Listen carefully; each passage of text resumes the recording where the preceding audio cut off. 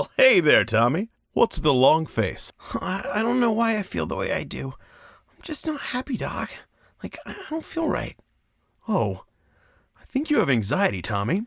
You know, I know exactly what you need. I'm going to go ahead and write you a prescription for a record player and some sweet new records at Glory or Death Records. That'll get you back on your feet again, and right as rain in no time. Glory or Death has all the best bands: Moss Generator, Red Wizard, Love Gang, Red Witch Johnny. They'll get you feeling peachy keen again. They even have an insane double album tribute to Thin Lizzy featuring High on Fire, Mothership, Tool, Worshipper, and tons more. Wowee! Oh, that sure is keen. Side effects may include extreme giddiness, bloodshot eyes, random cravings, forgetfulness, bleeding of the ears, confusion, nausea, constipation, diarrhea, depression, anxiety, alcoholism, ulcers, or death.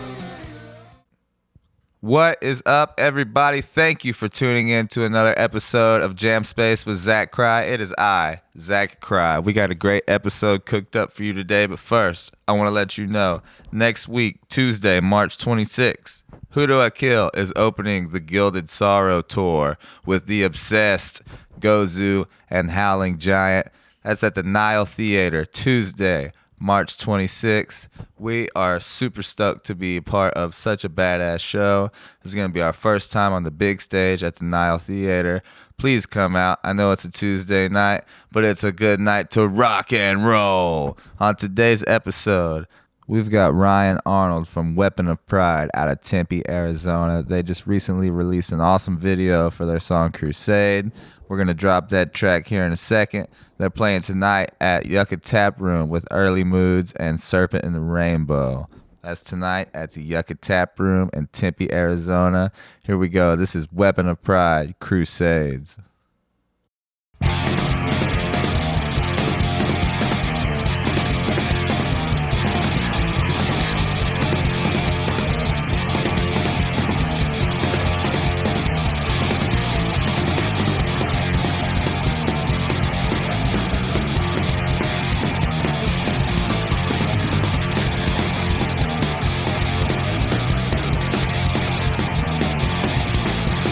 Violence has its place.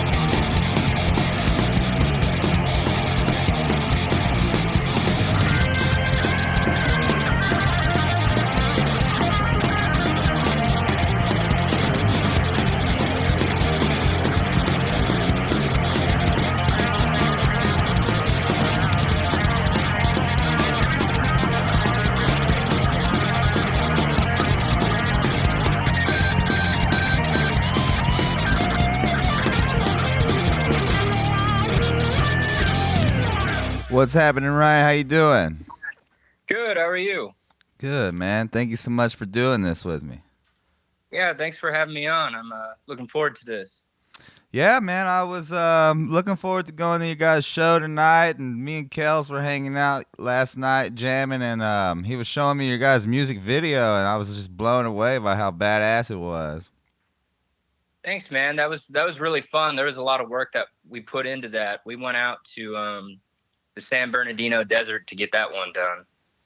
Okay, yeah, I was curious. How'd you guys find out about that location? Because for anybody listening that hasn't seen, we got Ryan here from Weapon of Pride out of Tempe. You guys just dropped a video for Crusades. Is it Crusades or Crusader? Crusade. Yeah, Crusades. And there's a badass, like, fucking Black Hawk helicopter downed in the desert and shit. How'd you guys know about that location? Well, it wasn't our first choice. I mean, I'm glad it worked out, but we really wanted to do the Gila River boneyard, the airplane boneyard out there. Right. I just seen videos of that, and I thought it was super cool. And we tried to get permission to go out there because we didn't want to get fined for shooting out there. And it just didn't work out. They kept stringing us along and, telling us, hey, we don't have an answer for you yet. And we didn't want to release this video in 2025, so Yeah, no we doubt.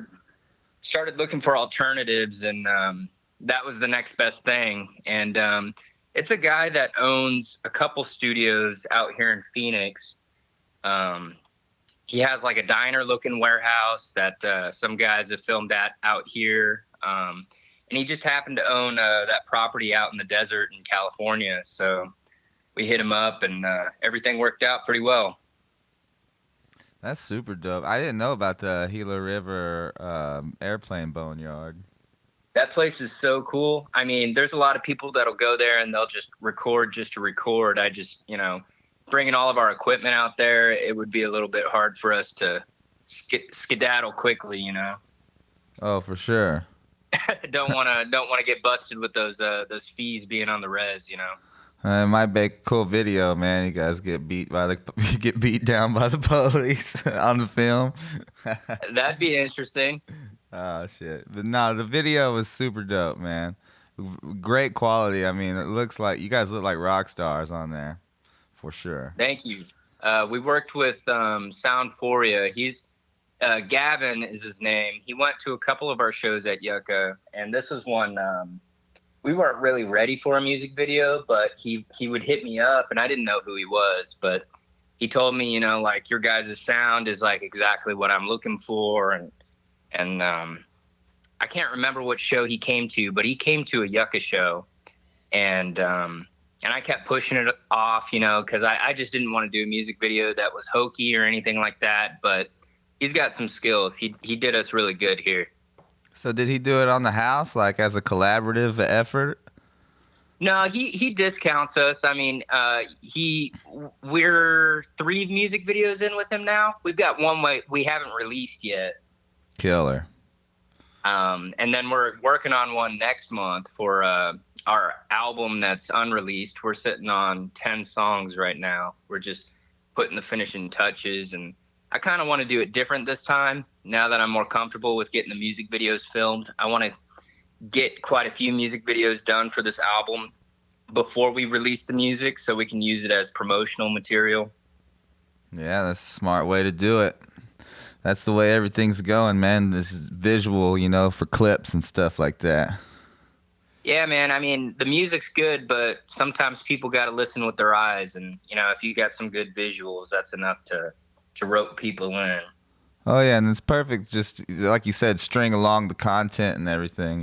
Get a constant feed of some content, so you don't necessarily have to be writing new songs every single day. You can just kind of drop a little snippet of this video, a little snippet of that video, and it gives people something to look at and interact with. So I get it, man. That's awesome that you hooked up with somebody that's so good at their craft, and does these videos so well. I mean, it's very well produced. So. I mean, you guys keep dropping shit like that. You're definitely on the right path. Yeah, we're surrounding ourselves with good people, and I know that we've been pretty quiet, but we've been creating a lot of content to just pipeline the rest of the year, you know, just drop something every month, and we'll be coming back big with a lot of good material. That's smart, man. So didn't you guys just release an album recently, right? We released an album on 4/20 last year, so it's actually coming up on a year next month. Time flies, man. Yeah, no doubt. So I like to stay busy. We've been in the studio all year. As soon as we got done with that album, we hit the ground running again, and we've just been creating, you know, little sessions of let's record 3 or 4 songs here, let's record 3 or 4 songs here, and then, you know, all of a sudden you got yourself another album ready to go, I guess. And where do you guys do all your recording at? We go to Sound Vision with Michael Beck. He's over in Mesa, and we've worked with him on our first debut EP back in 2021. On this last album that we released, and he actually pulled our asses out of the flames when we won the 98 KUPD Pladio thing. I don't know if you're familiar with that, but No, tell me about it. So 98 KUPD does this thing, you know, the radio station. Right. They have a competition where they take like the first 30 bands that submit to them, and they play your song on 98 KUPD. And they have like 4 judges that they listen to the song, and if they dig it, you know, they let it play. If they don't, they hit like a buzzer. And once all 4 of them hit the buzzer, then they cut your song. But, you know, some people, they get all the way through. And they ended up liking our song, and they invited us to the finals, which was, you know, they invited the top 5 bands of the 30 that they listened to play live for them at Copper Blues up in Desert Ridge. Sick. And we played and we won that thing, and the grand prize was writing the morning wake up song for Holmberg's Morning Sickness. What is so that? We did that. That's the radio guy, right? Yeah, Holmberg, he's like the main personality there, I think, and yeah, okay, I know the radio show, right? Sorry. Yeah, he has a morning show, and every year he has like a wake-up song, and I think Inept Hero, I don't know if you've heard of them, they won one year, and band called Alliance won last year, but in 2021 we won, and we got to write their theme song that they played on the radio for a year. That's so awesome, dude. It was cool. It was fun, but it definitely had its challenges because we had a month to write it and record it. We got done with the writing portion in like a week or 2. And I guess they had a guy that they wanted us to record with, but I couldn't get a hold of him. And I tried everything, and he just wouldn't reply back to us. And then come the first week of January, all the 98 KUPD guys get on the radio, and they're like, the boys weren't ready. Weapon of Pride didn't come to us with their song, so I guess we're playing the waiting game. And I'm like, what the fuck? So I go to my guy at Sound Vision, Michael Beck, and he kind of pulls our ass out of the flames. He's like, hey, let's get this done real quick. We'll send them something. That way they can't say, you know, you didn't come prepared. That's amazing. He's a cool dude. I highly recommend Sound Vision over in Mesa. I've heard Holmberg's morning show several times. I've probably heard your guys' song and not even realize it. Yeah, it was a quick one. I think it's our shortest song, clocking in at like 1:20 or something. That's really cool. So that must have opened up a lot of opportunity for you guys, huh? I would say that it increased our streams for, you know, a good year, but I don't know. It was hard to get a reply to them on anything when I was like, hey, dude, like your recording guy ain't replying. What do you want me to do? You know, no response. But, you know, you hear them talking about things on the radio. I mean, all media is good media, right? I mean, just getting your name dropped on such a big platform as 98 KUPD is nice. And we still have people at our shows that are like, weren't you the guys that were on the radio? I had that happen the other day. And I mean, this was 2 years ago now that we did this. So that's killer. So I want to get back to your studio and your writing process. Who writes the majority of the song? Because your younger brother plays the guitar for you, correct? Logan. He does. So I would say that Logan and I are pretty collaborative.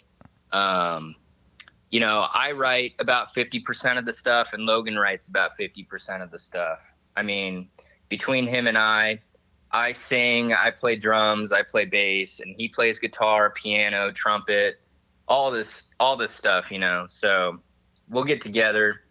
We'll write songs collaboratively sometimes. Sometimes I'll write a song and bring it to him, and he'll put the finishing touches. Sometimes he'll write a song and I'll put the finishing touches. But it's pretty collaborative between him and I. That's awesome, and with all that material between the two of you, it's probably pretty easy to stockpile all kinds of material, man, and always be thinking a few steps ahead of where you are, right? Yeah, absolutely. And I think too that like just the music and the catalog we have, it's never like the same thing. You listen to something and it sounds like, the whole album is like one extended song. We got a couple different minds on things, and my brother has different influences than I do. So it's always a little bit different. I mean, I always say, if you know us well enough, you can kind of tell who tackled one song a little bit more than the other. Right, like the kind of flavor on it. Yeah, but it's fun that way. That's cool. So who are some of your influences? So I would say for me personally, well, I mean, in high school, we started off as a Black Sabbath cover band. It was just kind of Ozzy's register was, close to my register. And then as I broke out of that and we started writing our own stuff, I was really into like 70s hard rock, 90s grunge, and then, like more of the 90s stoner stuff. Right. I love Motorhead. I love, ZZ Top, Judas Priest. But I love Soundgarden. I'd say Chris Cornell is a huge influence on me vocally. Probably why I always sound like I'm pinching my balls on my albums. And then I like Greenleaf and Mothership and Hoodoo a Kill. I like shucks. Thanks, bro. I like Secrets of Lost Empires. I really got into Down and Fire Breather. And, I mean, I could go on. I have so many influences. Yeah, man, that's awesome, dude. Thank you for dropping us, dude. I remember meeting you guys at the blues bar shows, man. We would play together quite a bit.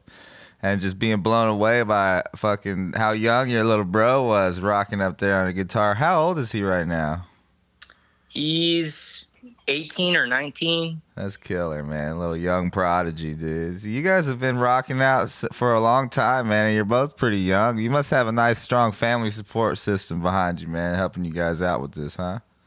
Oh, yeah. My parents love what we do. You can pretty much find them at every show. Yeah, man, I've met them on occasion, dude. That's awesome. I love to see that, man, when young bands have their full support behind them. It's like a machine, and you guys are putting out all this awesome content, dude, and that's awesome, dude. Yeah, it's been a trip, man. We've been all over the place. I mean, we just played in California last year. We went all the way out to San Antonio and Eagles Pass, and we got a good crew. They all come with us. That's killer, our man. Friends. Yeah, you've been playing a lot more lately. Out of town, you know what I mean? I've been seeing you guys out in LA, and you're booked on all these festivals coming up, man. That's pretty cool. Yeah, I love Phoenix, but, you play that circuit so many times, you want to start increasing, your where you're playing at, and you want to start meeting new people. But going back on the blues bar, man, I miss playing with you guys. Hoodoo Kill was always like, one of the best bands out here that I just loved playing with. You guys jammed so hard. Thank you so much. Yeah, we're kind of like you, man. We don't really like to play too many times within the same span of time. We kind of keep it spread out. Keep it kind of mystique.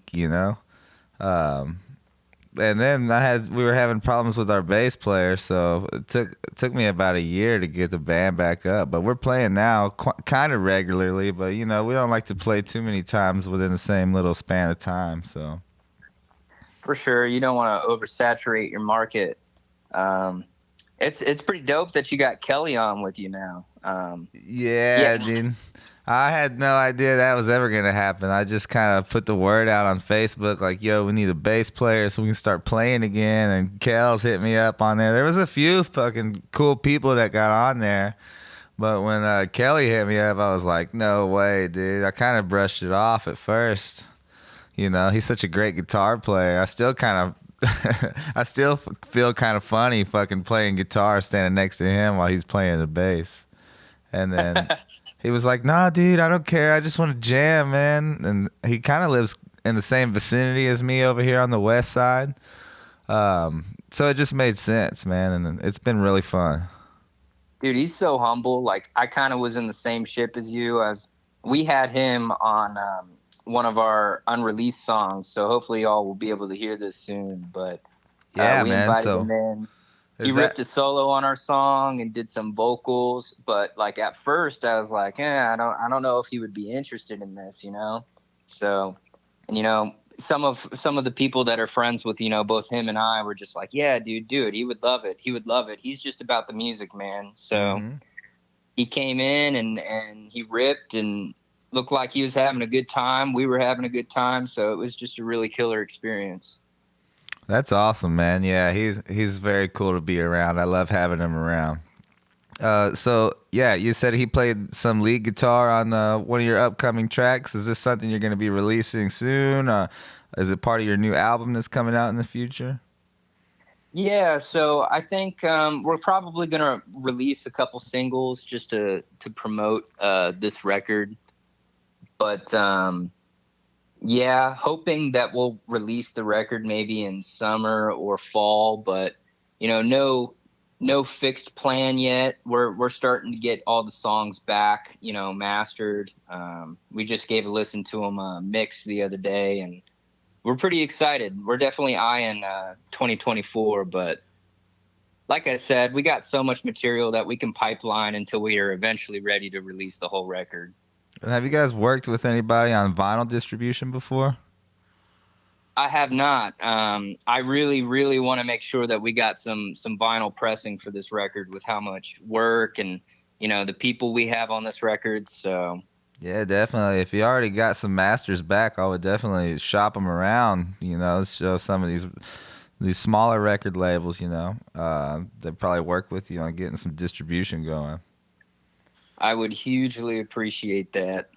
Yeah, man, you guys are badass. Fucking getting it on that vinyl is so sweet too, especially when you can get it in all the colors and shit. It's such a rewarding thing, I saw a Hoodoo Kill record, and you guys had that like splatter look on it. That was pretty cool looking. Yeah, man, there's those Wax Mage variants are so badass, and then the Negative Space variants that we had too. Glory or Death Records, they got a great relationship with Wax Mage, and they always put out some really fucking cool stuff. They're getting now to where they're fucking putting weird shit inside the vinyls now. I seen one with like denim strips and one with like fucking all kinds of shit in there, bro. Have you seen those records? I've just seen the splatter, but just with the splatter, I was like, shit, this is like wall art here. I don't know that I'd have to buy like 2 copies, one to play and one to hang up on the wall. That's what I did, man. I bought one of my own records with the Wax Mage variants just to have it. It was so sick, dude. Yeah, that's what dope. I mean. It's such a rewarding experience to have those physical records. I feel like everything's moving away from CDs for sure, and then all that's left is streaming and everything's digital. You want to have something physical. So that's why I love vinyl, man. And getting your album on vinyl is just, it's like, having that beautiful Wax Mage hanging up on the wall is sick, dude. That's the importance of album artwork too, huh? Just because, I'm looking at my records up on the wall now and they just, they're sitting pretty up there. And, the artwork is just, it's like hugely important. I can say that when I was younger, one of the first albums I bought was just due to the artwork. Sick. So I mean, I guess What that album plays was it? into the. I got Destroyer by Kiss. I was like probably 8 or 9, and I was at Mills Mall. That's so dope, dude. That's a fucking perfect album to buy as a young kid, man. I remember one of the first metal albums I grabbed was Kill 'Em All by Metallica, dude. And I was pretty young, and my mom kept me out to go to the dentist, dude. And then afterwards, we stopped by FYE, and I was like, "Can I get this, Mom?" Yeah, she was like, "Kill 'Em All, I guess." And fucking put it in the car, and it's playing Whiplash. Yeah, fucking that set me off, man, for sure. Yeah, I don't know. I've always had to like keep that in mind when we release records, because like my friends and I, like when we didn't know anything about music, or we were looking in like the local section at Zia or whatever, you hadn't heard any of these people, and you see something that like has some cool artwork on the vinyl, or like, has a cool name, cool logo, whatever. I mean, like I had said earlier, some people, they listen with their eyes. Mm-hmm. So people definitely will grab an album just because of the artwork off of it. For sure, especially when you don't know the music and you're trying something new. I know I had this whole series of artwork picked out for the string of singles and then the album art and stuff that was all sort of digital stuff, and then I showed it to the band guys, my bandmates, and they were like, "Nah, man, I'm not feeling it." So they made me change everything, but we picked out a really nice piece for our new album coming out. So I saw El Mirage. I listened to El Mirage and I dug that, and that artwork's a little bit more digital too, huh? Yeah. So I had a whole string of things I was gonna do like that, but the guys kind of talked me out of it. They were like, they kept suggesting other pieces to me, and they finally showed me something. I was like, well, all right, let's do this. I got ganged up on, man. But no, I get that. Getting everybody on the same page, sometimes that's a little tough. I mean, it helps when your band is only 3 people and not like 6 or whatever, but oh yeah, absolutely. But it's like you're saying, artwork's important. And I was just trying to go with a more simplistic style. But I like the decision that we made in the end. We've been working on this album for quite a bit, and it's damn near finished, man. I'm scheduled to go in the studio later this month. And hopefully I'll be able to tighten up everything that needs to be done, and we'll get everything sent off to master. Where do you guys record out of? We've been recording with Switchblade. Okay, I'm kind of familiar with them. I think I talked to the Grail guys about Switchblade. Yeah, no, I like Joe, man. We recorded our whole last album, Eye for an Eye, over there with him, so we figured we'd keep it in house. And we've been working on this album for like 2 years now, and it's finally coming to an end. Well, it looks like you guys got a killer lineup. I mean, I was hoping to go out to your guys' last show at Yucca. I think it was with Scorpion Child. Yeah, man. But unfortunately, we had our own show at Pub Rock, so it's couldn't swing it. But I'm hoping this next time. But the videos I saw, you guys were tight. You're Ad and Kelly. I mean, you guys didn't skip a beat. I mean, rightly so. I mean, Kelly's got all that experience. He's a shredder. Thank you, man. I appreciate it. Yeah, we got to incorporate some of those, some new cameras that my buddy got that I'm going to be acquiring off of them. They got those multicam, and they live stream and everything. I really like them. I'm going to get them soon. Tell me about your show tonight, man. That's at Yucca. We're playing with Serpent in the Rainbow, and we're playing with Early Moods. And that's dope because I'm in Tempe. That's like 5 minutes from my house. So,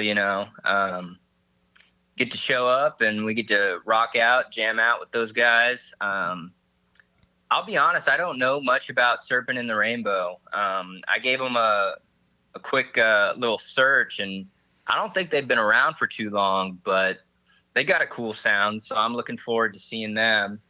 We're going to play a couple songs that are unreleased. We're going on, and we'll play some old stuff. We'll play some new stuff, some stuff that's unreleased. Actually, the song that we did with Kelly, we're going to perform tonight. Sick. And then we're going to warm up the crowd for Early Moods, which they're pretty dope. They're out of LA, and this will be one of their first shows on their tour. So they're warming up and getting ready to tackle pretty much the whole U.S. I think I saw they're going all the way up to Pennsylvania or something. Wow. Yeah, they rock, man. I caught them the last time they came through here too. Have you seen them before? Yeah, I'm pretty sure they played the Nile Underground, and then I was at Psycho when they played there too. So I seen them a couple times. Nice, dude. Psycho. I miss Psycho. Yeah, it was weird not hitting it up last year. I don't know if they're gonna do it anymore.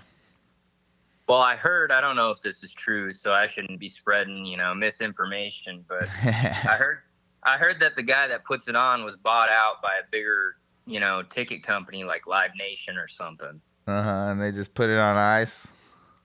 I think so. I mean, that's what I've heard. I don't know if that's true, but I mean, I miss it. Yeah, me too, bro. I went to the Down, Mastodon, Danzig, and Mothership was playing too. Yeah, fuck yeah, I was at that one. That was sick.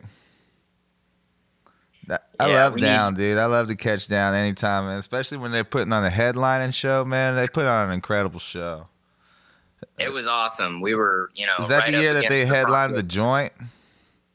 I think that was, I seen them like at the first Psycho Las Vegas at the Hard Rock Casino, man. And that was, they'd headlined one of the big rooms there, and it was an incredible show. And then they also did that one with Danzig too, and I was at that one too. So. Man, Ryan, I appreciate you doing this with me, brother. I'm going to be at your show tonight. I wanted to try to get with you real quick and see if we could do something. I'm going to do a quick turnaround on this episode and get it up so we can share it around for you. You got a new album coming out soon. You got a lot of videos coming up. Playing tonight with Early Moods. You got a lot of cool dates. Is there anything else you want to say, man? Any you want to plug your website or anything like that? Yeah, man. Well, first off, I want to say thank you for having me, and thank you for doing this on such quick notice. We're stoked for tonight. And, we've got our website up and running with lots of content, weaponofpride.com. Pretty easy to find. And if you're curious about us, you haven't heard us before, or, you do like us already, I mean, please listen to us on Spotify. Those streams always help. Fuck yeah, brother. Well, hey, man, I'm going to post your Spotify link and your website link along with this episode. So thank you for doing this with me, and I'll see you tonight, brother. Thank you guys for tuning in. Catch me at Yucca Tap tonight. This is Early Moods, A Sinner's Past.